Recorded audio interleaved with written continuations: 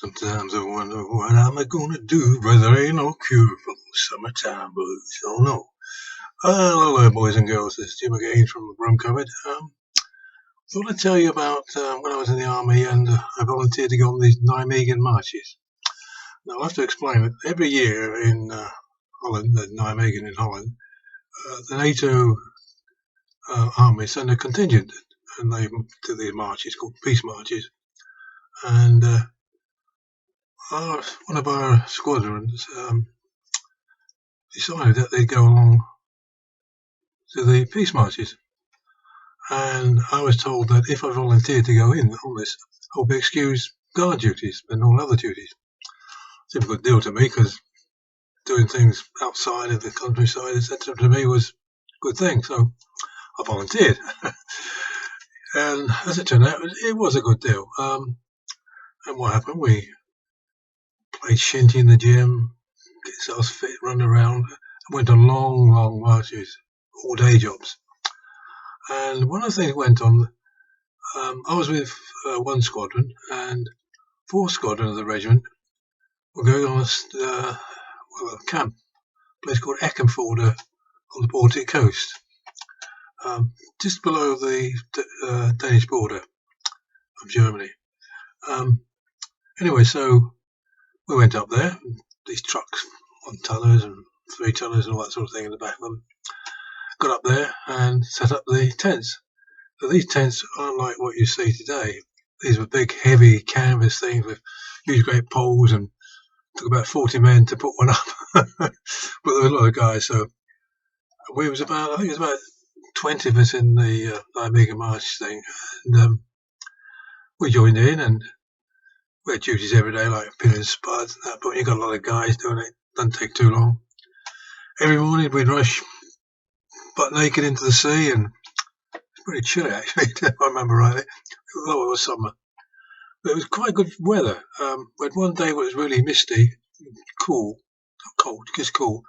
But every other day, and we were there for about nearly 2 weeks. It was great. And we had to march up the beach to toughen us up. And marching in sand is really hard work, I tell you. Felt this. And so that was good. But of course, in the evenings, we could wander off and find a pub. I remember one night, me and my mate Ron wandered up the beach. And we got to where there was like a low cliff of earth. It was about 20, 30 feet high, nothing really drastic.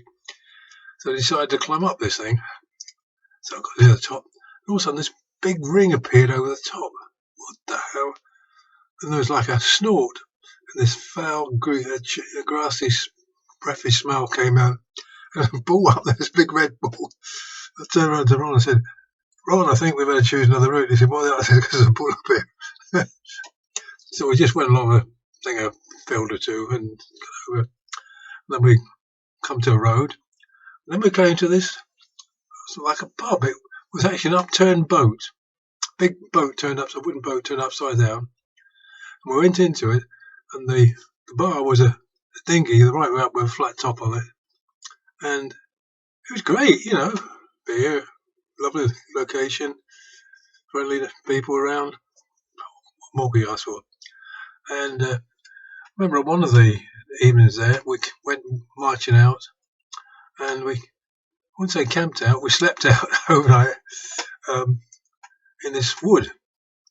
And I managed to find a bit of ground that was sort of sloped more or less like a bed and a nice little bit for a pillow. So, well, it wasn't too bad actually, quite nice. And that was that. And of course, we sort of marched regularly back at base, sort of 30 miles in a day. And I remember the PTI, the instructor, the physical instructor, he used to bring along a load of bread and huge great slabs of cheese, and we'd break halfway and we'd have that and perhaps stop at a pub and have a beer. And yeah, it was fun. Well, fun to me anyway. I thought it was fun. And of course, I was fit in them days, really fit. Anyway, so the time came near to when we were going to go to Nijmegen for the actual marches. Unfortunately, I got bit on the foot by, I think it was my right foot, by this horsefly, and it went septic on me. So I ended up having my foot put in this bath of copper chlorate or something it was called to sort of oxygenate the thing and clear it up, which it did. But of course, it left me with a foot that looked like it had been tanned for a month or so before it disappeared gradually. Anyway, it was decided that because I'd done all the training, that I and this other guy could go along to the marches and act as tent orderlies in Nijmegen. So we were all in tents there and put up by the Dutch army, of course. And we'd look after the guys' belongings during the day. At night, they'd come back, they'd be knackered, so they'd be in a bed. Well, we'd go up the town. Who's got the best deal here? I can remember we went to this bar, sort of restaurant sort of place, down like a cellar of a building that had been bombed during the war. And this had been turned into sort of like a bar. And it was great. I remember we were talking to a couple of Dutch girls. And one was called Teeny, if I remember that quite well. I did this, and I had a tendency to do that to me. And it turned out that she was sort of nursery teacher or something, looking after kids. And she saw me do this, and she went, and the mate said, "What are you doing?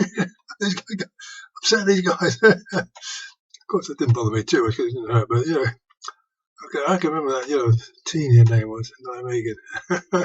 So if you're out there, Teeny, I'm watching you. Anyway, she'll be an old granny by now, won't she? I mean, I'm an old granddad, so we're great granddad soon. That's not be nice. Anyway, so they did the marches, and me and this other guy, we had good fun. But one thing got me: the Dutch were into cake sandwiches.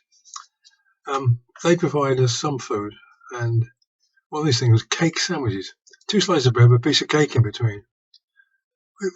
It tasted all right, don't get me wrong, but not sort of thing I was used to. Of course, we had also other rations provided, which so we didn't go hungry or anything. I would say they were the best meals I've ever had, but adequate.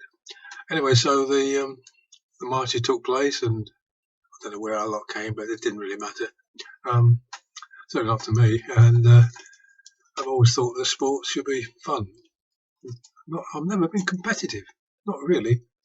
Although one guy once said to me at a place I was working, I said, "Jimmy says, you're competitive by not doing anything. You should let us do all the work and then you step in and win."